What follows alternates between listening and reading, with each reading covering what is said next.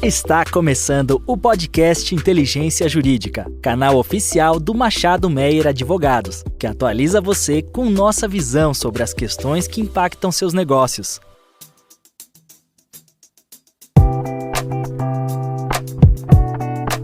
Olá a todos e a todas, meu nome é André Menon, sou sócio do tributário do Machado Meyer e esse é o primeiro episódio do ano de 2024, do Boletim Tributário da Inteligência Jurídica do Machado Meyer. E nesse primeiro episódio tenho o prazer de ter aqui comigo para discutir esses temas mais relevantes que remontam ali a última quinzena do ano de 2023 e a decorrer agora do mês de janeiro de 2024, a minha sócia, Bruna Dias Miguel. Olá, Bruna. Olá a todos, é um prazer estar aqui com vocês nesse primeiro Boletim da Inteligência Jurídica. Vamos falar sobre assuntos que movimentaram o final do ano, esse começo do ano, e esperamos que todos aproveitem o conteúdo. Realmente o final do ano foi bastante tumultuado, né, Bruna? Não apenas o final, o começo também, né? Talvez a gente esteja em 2023, parte 2, e não em 2024 ainda. Exatamente. Nós tivemos importantes julgamentos no STF, decisões, normas no apagar das luzes de 2023 e que vão dar bastante discussão para o tributário, para a área tributária aqui nesse ano de 2024. Exato.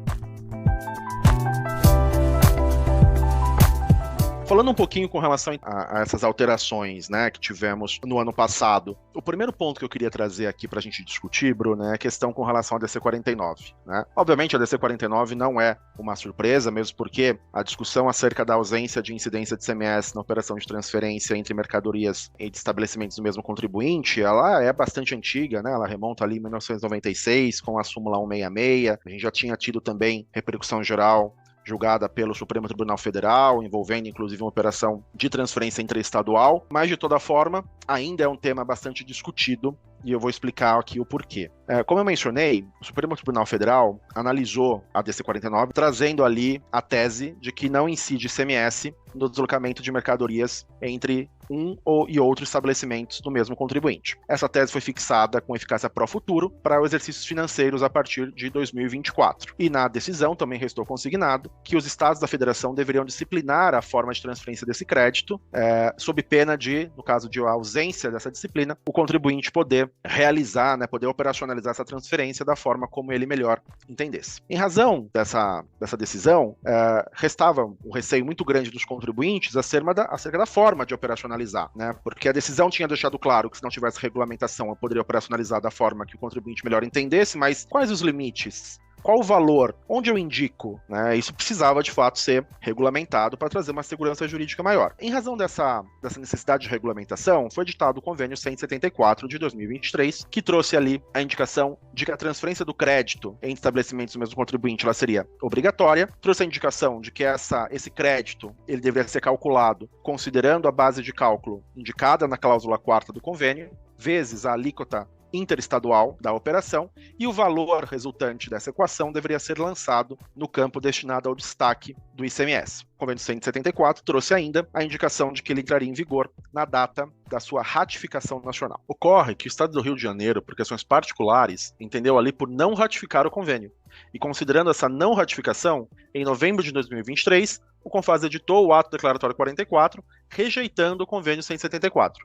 Considerando essa rejeição, voltamos então ao cenário de insegurança jurídica. Em razão desse cenário, o CONFAS editou o Convênio 178, que basicamente é uma cópia ipsis literis da redação do Convênio 174, com duas alterações. A primeira delas, o Convênio 178 não faz mais referência à Lei Complementar 24, e o Convênio 178 não fala mais da necessidade de ratificação nacional. A despeito de o Convênio 178 não falar mais da ratificação nacional, o fato é que o Estado do Rio de Janeiro, que a priori tinha não ratificado o 174, assinou o 178. Mas qual é o ponto aqui? O ponto é que o Convênio 178, como ele é uma cópia do 174, ele traz ali a indicação de obrigatoriedade de transferência do crédito. E ele traz a indicação de que o crédito a ser transferido deve ser calculado base vezes alíquota. Indicação em campo de destaque. Muitos contribuintes nos procuraram, Bruna, para discutir exatamente se esse convênio seria constitucional, legal, considerando tanto a decisão da DC 49, quanto, efetivamente, se isso não seria uma incidência disfarçada,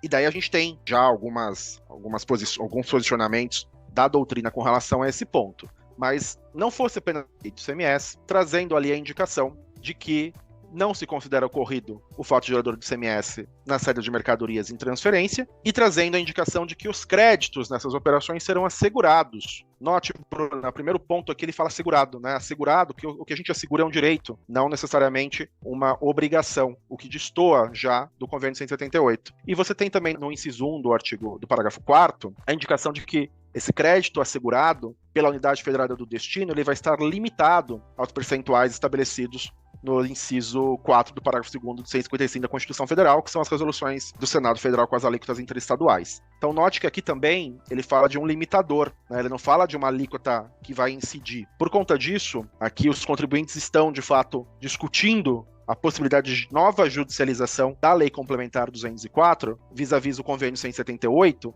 exatamente em razão de pretensa ofensa à hierarquia de normas, né? O convênio ali ele estaria trazendo uma redação que não teria base na lei complementar, ou até mesmo o fato de que o convênio ele poderia estar dispondo de uma forma contrária à própria DC 49, né? Como é que você vê essa visão, essa matéria? Não, com certeza, André, eu acho que isso vai dar muita discussão. Eu acho que se a ideia de não judicializar, né, porque eu acho que é isso que se pretendeu aí com o julgamento da DC 49, embora você já tivesse um posicionamento pacificado, né, no STJ, no STF, ninguém tinha entendido muito como que tinha chegado uma DC, né, para ter essa discussão, mas eu acho que com certeza você vai ter uma nova leva de ações, né, porque simplesmente você não pode ter um convênio dispondo de forma contrária, né, um convênio que é um ato completamente infralegal, né, no caso, tendo uma disposição distinta daquilo que está disposto na lei complementar, né, que vem para, inclusive, trazer as normas gerais, né, então, com certeza, eu acho que vai dar muita discussão, por isso que o ano até começa muito agitado, né, eu acho que por todas as empresas, e é uma discussão que não tem fim, eu acho que essa é a nossa sensação em relação ao tema, né, e muita insegurança jurídica, porque é algo que, teoricamente, você nem precisaria estar discutindo, né, já era uma questão de não incidência muito clara, e aí veio essa questão, essa problemática dos créditos e o que fazer com os créditos, como tratar esses créditos. Então, com certeza, assim, teremos uma discussão parte 2, né? Ou talvez parte 3, porque a TJ, muitos anos atrás. Então, agora é aguardar as cenas dos próximos capítulos, né? E talvez outros estados também, né, vão trazer provavelmente, acho que disposições semelhantes. Você trouxe um ponto que eu acho importante, né? As discussões no Brasil, parece que elas não se findam. Não se findam. Elas se renovam. Né? Elas se renovam. E esse é um ponto importante, Bruna, que você trouxe, porque parece que as discussões no Brasil, elas não se encerram, né? Elas se renovam. E aqui eu queria trazer o gancho, inclusive, para o nosso próximo tema, que eu queria comentar sobre o DIFAL, porque, como todos sabem, o tema do DIFAL, a priori, já foi enfrentado pelo Supremo Tribunal Federal quando o julgamento do tema 1093, no qual foi entendido pela necessidade de lei complementar para a cobrança desse imposto. Ocorre que essa lei complementar, ela foi publicada apenas em 5 de janeiro de 2022 e respeitou uma anterioridade nonagesimal apenas, sendo que na visão dos contribuintes, deveria ter sido respeitada uma anterioridade de exercício, porque ela foi publicada já na vigência do exercício de 2022, né, dia 5 de janeiro. E então o Supremo Tribunal Federal foi instado a reanalisar essa matéria, né, por meio das ADI 7066, 7070 e 7878, e em 29 de novembro de 2023, concluiu, na verdade, um julgamento no sentido de que não seria necessária a observância do princípio da anterioridade anual, sendo necessária apenas a observância da anterioridade nonagesimal, o que a priori poderia até ser um contrassenso, né, com a própria decisão do tema 1093, mas o meu ponto é que, considerando que no Brasil as discussões não se encerram, né, e que aqui a gente está discutindo pela segunda vez lei complementar no DIFAL, fato é que, na minha visão, Bruno, eu queria saber o que você acha, nem esse julgamento agora provavelmente vai encerrar essa discussão, porque esse acordo não foi publicado, mas nos parece que tem alguns pontos ali importantes, né, que foram trazidos nos votos, que precisam ser verificados corretamente, precisam ser analisados, precisa ser verificado qual a redação que vai constar no acórdão, para daí sim verificar se não existe a possibilidade de eventual embargos de declaração com relação a essa decisão e, eventualmente, até embargos de declaração que tenham efeitos infringentes. Então, pegando aqui esse gancho de que no Brasil as discussões elas não se encerram, me parece que essa discussão do DIFAL, cujo julgamento a priori se concluiu em 29 de novembro de 2023, também não se encerra.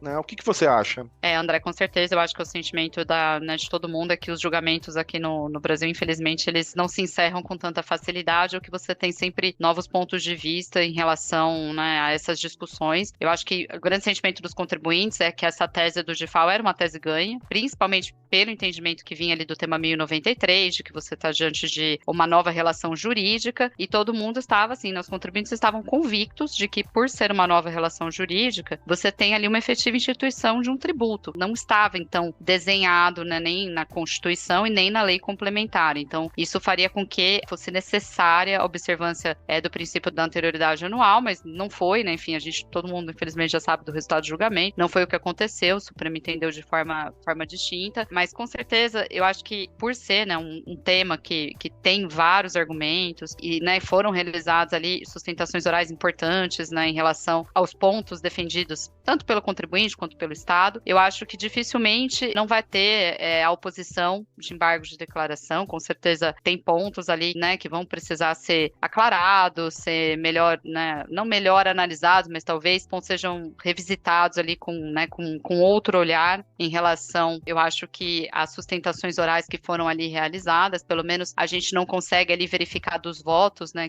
da discussão ali do dia do julgamento, né, da sessão plenária, que todos os pontos tenham sido efetivamente analisados. Tem a questão, eu acho, do próprio Fachin, né, do ministro Edson Fachin, de ter trazido ali um ponto tão relevante, que era a questão, né, da própria anterioridade anual, ela já estar dentro do artigo 150, inciso 3C da Constituição, né, que se você observa a anterioridade nonagesimal e o artigo 3º da Lei Complementar 190 trazia essa obrigação, você já também tem que observar o princípio da anterioridade anual, porque eles não são excludentes, né? Na verdade, os dois se complementam. Então, com certeza, eu acho que é uma discussão que não acabou. Eu acho que assim que o acórdão for publicado e a análise, né, desse acórdão ela for realizada, é possível que você tenha embargo de declaração, até eventualmente com efeitos infringentes. A gente não sabe, é difícil, né?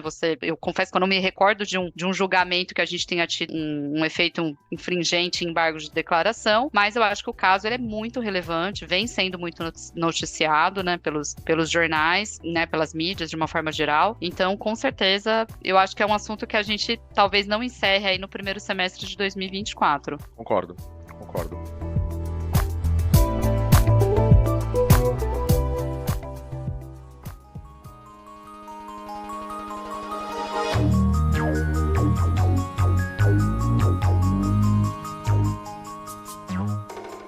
Bom, mas agora então, né, já que a gente falou bastante aqui sobre as decisões que foram proferidas no final do ano de 2023, início do ano de 2024, queria discutir um pouquinho com você sobre legislação, Bru. A gente teve, primeiro aqui eu não poderia deixar de citar, né, a gente teve a aprovação da PEC da reforma tributária, né, foi aprovada e internalizada como emenda constitucional 132 de 2023. Foi uma discussão bastante intensa do ano de 2023, né, a aprovação dessa PEC, seja na Câmara dos Deputados, seja depois no Senado Federal. É a reestruturação, né, do nosso sistema tributário, então esse é um ponto bastante importante. E agora o que resta é a discussão do corpo, né, dessa emenda constitucional via leis complementares que vão ser editadas pelo Congresso, que vão regular diversos temas, né, vão regular a não cumulatividade, vão regular os regimes diferenciados, vão regular os regimes beneficiados, enfim. Agora a discussão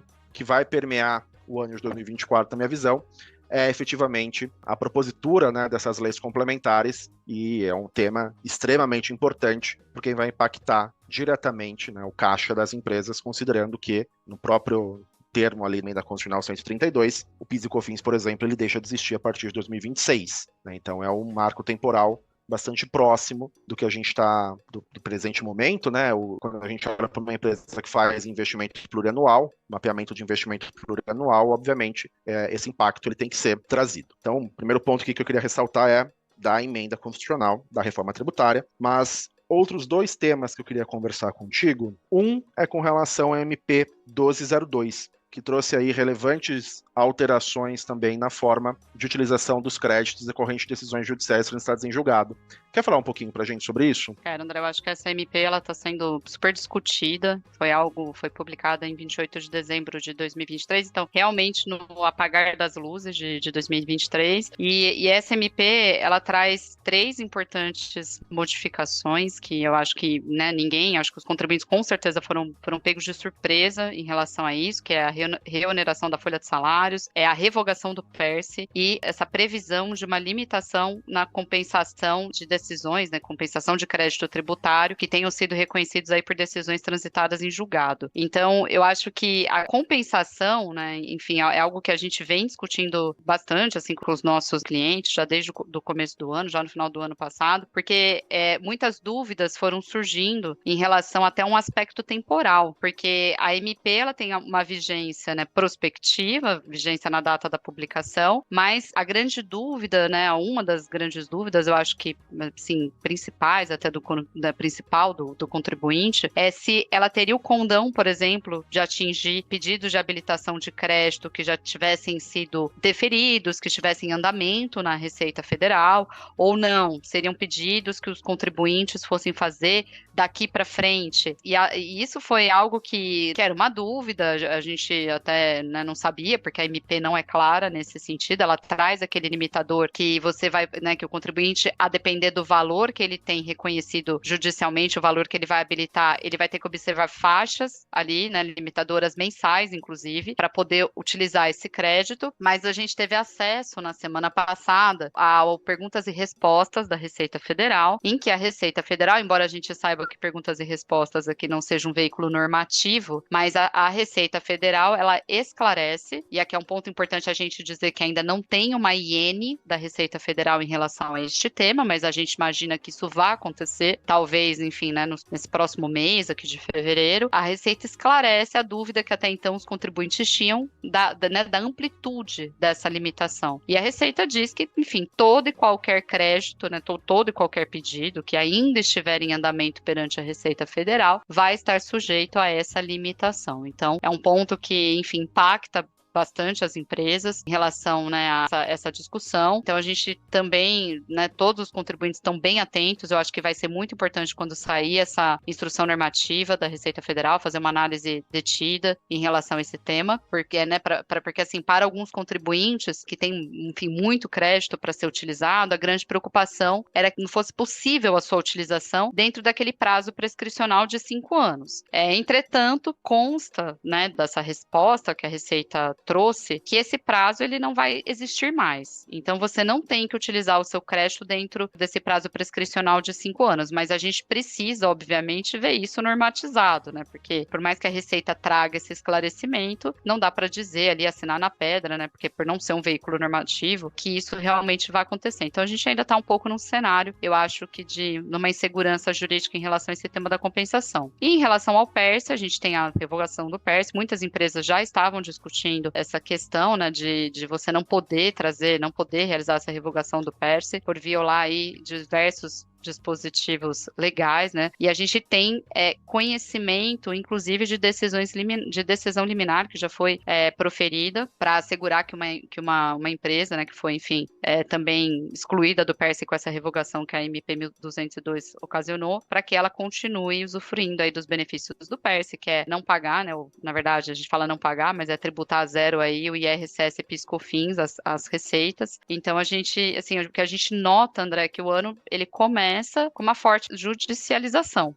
Novamente, as empresas estão se socorrendo, os contribuintes se socorrendo ao Poder Judiciário em relação aí a publicações normativas bem controversas, né? E, de novo, né, utilizando isso como gancho, queria falar um pouquinho do programa de autorregularização incentivada dos tributos administrados pela Receita Federal. Em novembro de 2023, foi editada a Lei 14.740, que trouxe ali a possibilidade de os contribuintes se autorregularizarem. Essa lei, ela tem aplicabilidade para os tributos administrados pela Receita Federal, né, que tenham sido constituídos até a data da publicação da lei, ou para os créditos tributários que venham a ser constituídos a partir, entre a data da publicação dessa lei e o termo final do prazo de adesão. Note que a lei não traz qual é o prazo de adesão, então não tem indicação na lei sobre fato gerador dos tributos. E ela traz ali também a possibilidade, qual é a forma de incentivo, quais os benefícios que os contribuintes teriam para fins de operacionalizar essa autorregularização, inclusive podendo realizar o pagamento de débitos com prejuízo fiscal. Qual é o ponto importante? Quando a gente olha para a IN 2168 de dezembro de 23, que quando a gente olha para a IN 2168 de dezembro de 23, que regulamentou a Lei 14.740, a gente identifica ali uma indicação clara no parágrafo 3º de quais seriam os débitos passíveis de serem autorregularizados, e daí tem a indicação de que seriam os débitos que não tenham sido constituídos até 30 de novembro de 23, e os débitos que foram constituídos entre 30 de novembro de 23 até 1º de abril de 24, que seria a data final de adesão, respeitando, obviamente, como eu mencionei, o que dispõe ali a Lei 14.740. E qual é o grande ponto, Bruna? Quando a gente olha para o Perguntas e Respostas da Receita Federal, o Respostas traz uma interpretação no sentido de que, a despeito de a lei ser omissa com relação a fatos geradores, a despeito de a IN também não trazer qualquer indicação de quais fatos geradores poderiam ser incluídos, o Perguntas e Respostas da Receita Federal faz uma interpretação de que você só poderia incluir no programa de autorregularização os débitos não constituídos ou constituídos, mas desde que o fato gerador tenha ocorrido até a data da publicação da lei, ou seja, até 29 de novembro de 2023. Os débitos a partir de 30 de novembro de 2023 não poderiam estar abrangidos pelo programa de autorregularização. Aqui, eu queria saber a sua opinião, inclusive para fins de eventual existência de decisões judiciais, mas me parece uma clara ofensa à legalidade, me parece que a Receita Federal está legislando via perguntas e resposta, porque se eu tenho um normativo, tem a indicação de que os débitos podem ser incluídos desde que eu respeite uma data para não constituídos e uma data para constituídos, ela não fala de fato gerador, a Receita Federal, a priori, não pode trazer uma interpretação via perguntas e resposta distinta e limitando a literalidade. Como você vê isso na perspectiva do judiciário? Não, concordo totalmente com você, inclusive é até uma surpresa, porque a gente acabou de discutir em relação à compensação e agora você verifica isso na autorregularização incentivada, que é o programa que a Receita Federal acabou aí editando no final do ano para incentivar os contribuintes a recolherem os tributos, que considerem devidos. É uma clara violação à legalidade e a gente também já tem notícia dos contribuintes ajuizando ações judiciais justamente para que eles possam, incluir na autorregularização esses débitos respeitando a questão se constituídos ou se não constituídos, mas que não tenha essa limitação de você, quanto ao fato gerador, especificamente, que é o que justamente a Receita Federal faz no Perguntas e Respostas. Então, o contribuinte, ele por ter o receio, de que a Receita Federal vá trazer esse entrave, ele está judicializando a questão justamente para afastar esse entendimento super ilegal, vamos dizer assim, da Receita Federal. Então a gente já tem também conhecimento de decisões liminares, que estão deferindo aí os pleitos do gerador aí, vamos dizer, limitado, pelo Perguntas e Respostas, que realmente, assim, na nossa opinião, com devido respeito, é um absurdo, porque a Receita está não só legislando, como ainda legislando além daquilo que é previsto na norma. Ótimo, Bruna. Bom, então, o que me salta aqui como conclusão é que eu tinha pensado em dividir a nossa apresentação aqui em 2 blocos, um bloco sobre decisões judiciais e um bloco sobre normativos, mas acabamos falando basicamente sobre decisões judiciais, sejam elas passadas, que ainda podem ser objeto de novas discussões, sejam elas efetivamente futuras, considerando normativos novos.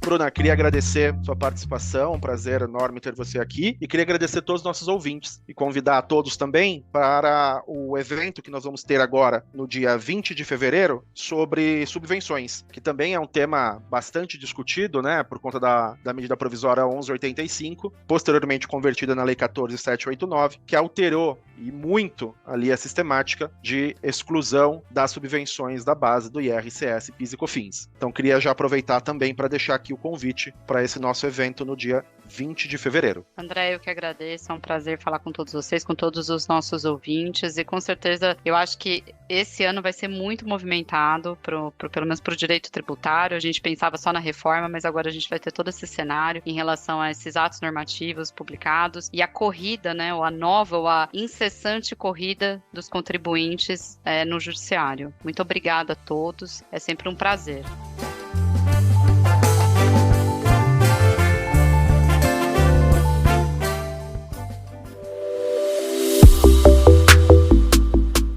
Você ouviu mais um episódio do podcast Inteligência Jurídica. Além de favoritar e compartilhar, agora você pode participar da nossa caixinha de perguntas e enquetes aqui no Spotify. Ouvir você é fundamental para continuarmos aprimorando nossos conteúdos.